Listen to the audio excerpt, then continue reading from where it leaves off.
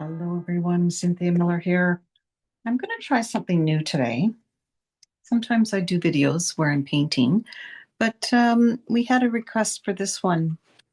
And so I'm just going to go through all the different components of this one. And I call this one On the Road to Marseille. I've been looking at going to Marseille and I think it looks fabulous. So I thought there must be a bridge on the road to Marseille. I did watch a video about going to France, and that's what inspired this landscape. Um, so let's just jump right in. And it's just a couple of straight lines across there. And I'm going to talk about the composition here first. The bridge is clearly in the center of this. It's the focus and everything else around it. Just want to make it nice and pretty and lush and like it's spring. And so there's many, many different layers to this. And I think that's what makes a picture like this so interesting, because it carries your eye through it. And we've talked about this before. Take your eye on a journey. And really what we've got here is a foreground where you might be driving on the road and you're coming up to this bridge. And it's sort of like this is very close to you here. Then you've got the river, and beneath the bridge, you can see the grass on the other side, as well as the tree trunks that go up behind the bridge on the other side of the bridge. So there's another layer there. And on that same layer, I would assume would be this building. And I did put a little bit of purple in there for a purple bush. This tree would be on the same level kind of as the bridge. It sort of just folds over the side of the bridge. And then beyond that is the little hillside in the back, which makes it look a little Italian with these kinds of trees. So I'm just going to see if I can get a little bit closer here. But that is basically the composition. I'm going to go through the colors, and then I'm going to go through the step-by-step process that I used. And again, this is my style. You might want to do something a little different. It's entirely up to you. So we did start with the bridge here, and the colors, I guess, are sepia, and I added a tiny little bit of black to it to bring out the shadow underneath. Oh, I think I could actually put another layer on that. Although one thing that I want to warn you about building painting a bridge in the middle of all this beautiful color is you don't want it to stand out too much like just a big brown lump.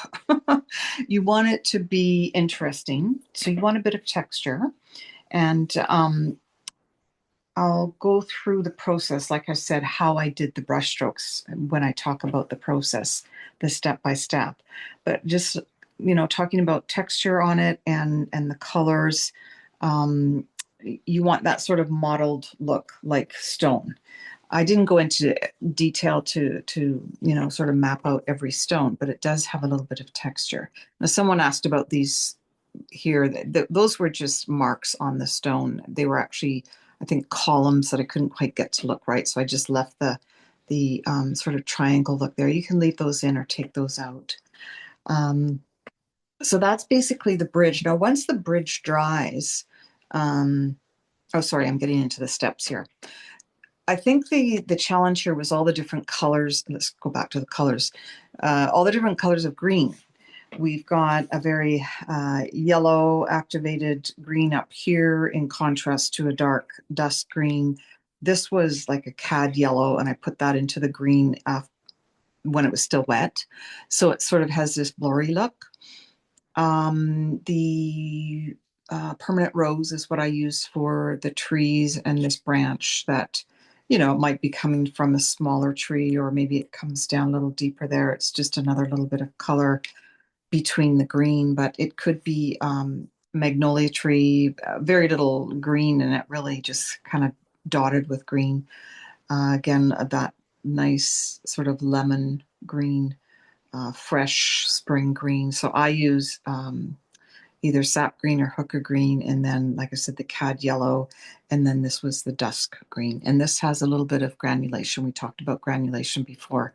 where the pigments are a little bit bigger and just like grains, just like it says, like it's called, and they get caught in the texture of the paper as it dries.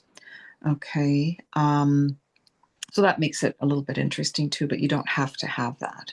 But it would be a good call to use something with granulation for the bridge because that's where you do want the texture, right?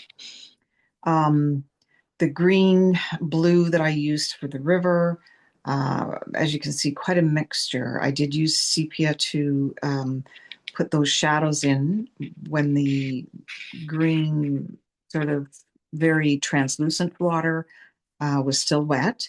And I think that's the key with water is to dilute it.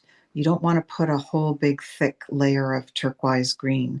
You want it to be very diluted so that there's, just sort of tiny little white streaks in it. And so diluted with lots of water so that it looks translucent, right? We did use that same green for the grass behind here, as well as the tree on the left, as well as these trees in behind the bridge. So that's, I believe, hooker green with a little bit of burnt sienna. I always like to put something with my green out of the tube just to sort of put a little bit more of depth to it, I think, really. It's not just so virgin coming out of the tube. You've added something to it. And then I used like a charcoal gray for the branches through the pink tree as well as over here. This one has quite a fine tip and you're just flicking up your branches, just random, but just, kind of pay attention to where you're putting them. Not too many here. Now, the green in the back, I added a little bit of blue to that because I wanted it to look a little bit hazy. And I think, you want enough contrast between the color of the hill and the color of the trees. So like I said, the trees, this tree and the grass are basically the same color. I know it looks bright here, but I think I did add a little bit of maybe darkener, maybe the burnt sienna. Now these branches, I did burnt sienna. They're more brown. These are black, these are black, these are brown. And the color of the buildings, I started with just maybe my cad red and just a little bit of orange, burnt sienna for the windows, a little bit of orange for they have that sort of terracotta look. So you might want to just take your orange and add a little bit of brown to it. But again, very diluted. These are very diluted colors and lots of white on the paper as well. I think that just takes care of your light and then you go in and do a few shadows. So the process that I did, the steps, we did the bridge first and I used, not too big brush. This is kind of the one I use most of the time. Got some nice points. A little bit bigger one for the bigger areas. I think I use this one for the pink tree and this one for the bridge. And I can't say that I ever paint where I fill in that whole thing. I mean, you might want to put in a very light layer first, and then go back and dot in to get some texture. I let that dry before I put the dark panels in there, so there's no blurring. And I just kept the dark very, very separate. Like I said, probably could go back and put a little bit more in there. And then once that's all dry, I take my ink pen, and I usually use my Micron pen. I did use a ruler, and I just put 2 or 3 lines on the other side and one on this side. And it just sort of gives it a little bit more structure. It looks like you can see a little bit of the other side of the tree or the other side of the bridge. And then I just put a tiny little bit of paint through there. I didn't leave it blank. I didn't, fill it in. It's just sort of off and on there. So that's the bridge. I let that dry a little bit. And then we want to put the river in. Because as you can tell by the look of the picture, everything is kind of on top of the water and on top of the bridge, like overlaps. So you want to have those things done first so that you can overlap them. Now, when I did the water, I did take my bigger brush and water down the area where the river's going to go. I've got a line across there, so I know that that's where the grass is on the other side of the bridge. It kind of goes this way. And what you can do is put your water, just your water, just get your paper wet and then put your color in and just make sure you blend that out a little bit. Do the bridge and then the river and then let that dry. And then I started at the left-hand side and just worked my way around.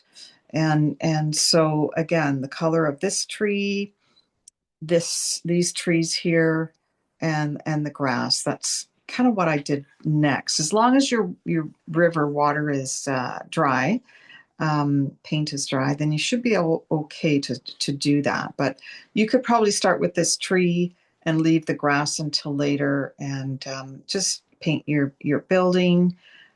Leave the back hill until you have these ones painted. Paint these in, and if you need to paint in your trunks first, might be a good idea so you can see where those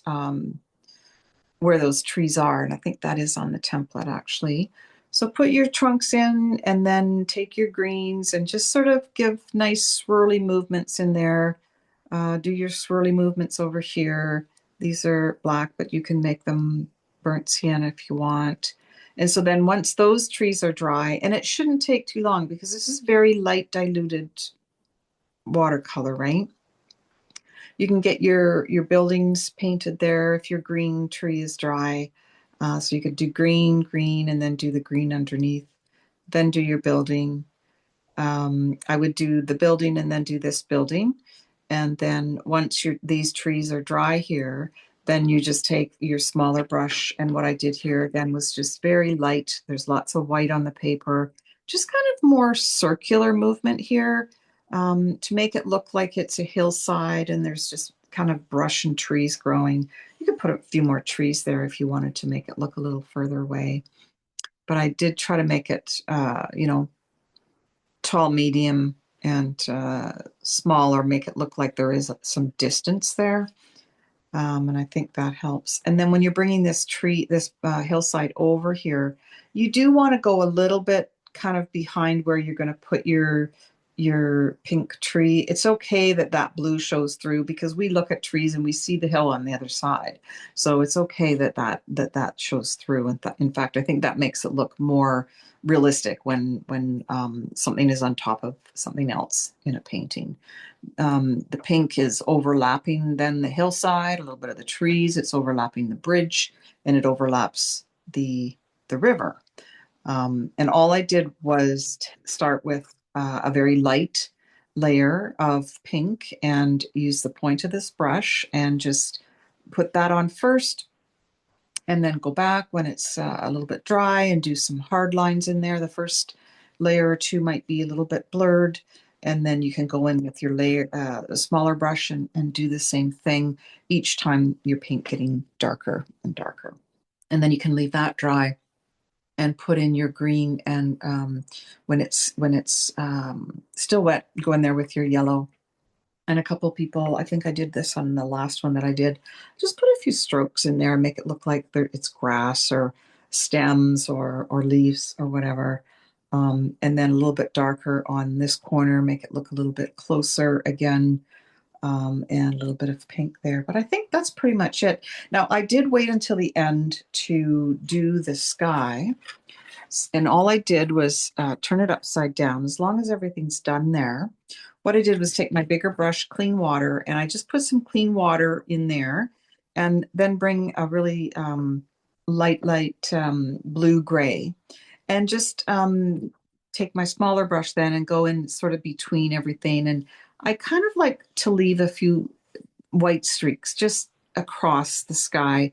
I take my tissue sometimes and dab up a little bit of paint, and it makes it look like clouds.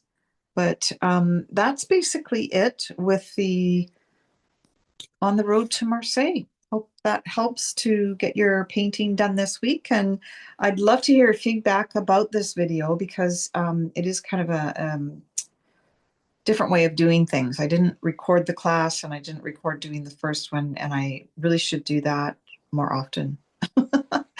Take care. Have fun painting.